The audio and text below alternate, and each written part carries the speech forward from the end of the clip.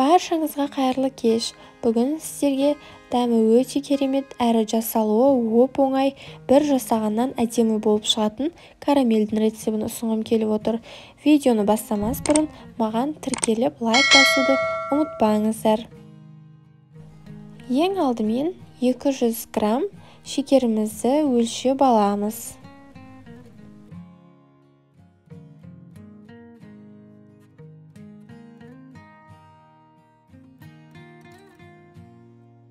Шекерімізді жай отта ерітеміз. 200 грамм сливкемізді ысытып аламыз. Менде осындай мила сливки 33%-дан кем болмауы қажет. Сливки бізде салқын болмауы керек, сондықтан да сливкемізді ысытып аламыз. Микроволновкада ысытсаңыздар да болады. Және де бізге 30 грамм сары май қажет. Осымен біздің шекеріміз ери бастады. Осылай ерігенше араластырмай тұрасыздар. Енді ақырындап жай-жай араластырсаңыздар болады.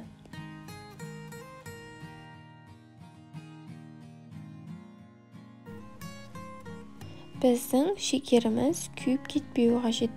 Егер күйіп кететін болса, сіздің карамеліңіз өте қышқыл дәм береді. Осымен менің шекерім барлығы еріді. Енді үстіне 30 грамм сары майды қосып, сары майым ерігенше араластырамын.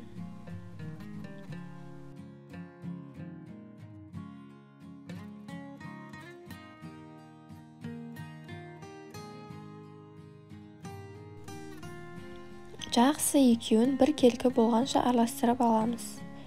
Үстіне ыстық сливкемізді 5-6 бөлікке бөліп құямыз. Сливкенің барлығын бірге құйып жіберуге болмайды. Барлығын бірге құятын болсаңыздар, карамель көтеріліп, тасып кетуі мүмкін. Сондықтан да 5-6 бөлікке бөліп құйыңыздар.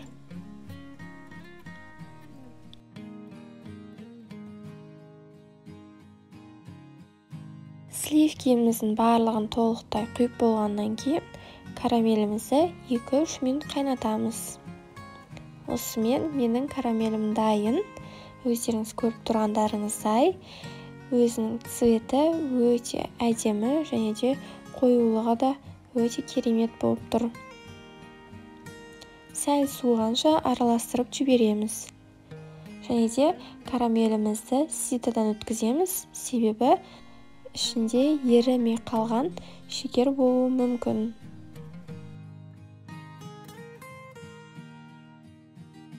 Менің карамелім дайын, өте дәмді болып шығады. Міндетті түрде осы рецеппен жасап көріңіздер. Және де бұл карамельді холодильникте сақтауға болады. Ас болсын. Менің каналыма тіркеліп, лайк басуды ұмытпаңыздар.